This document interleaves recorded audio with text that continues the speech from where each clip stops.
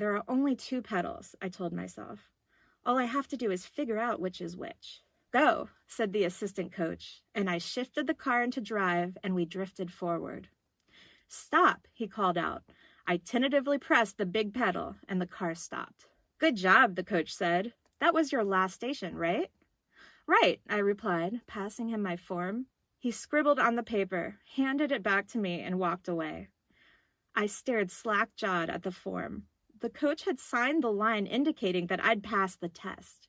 Not just that one station, the whole test. I had passed! How the hell had I passed?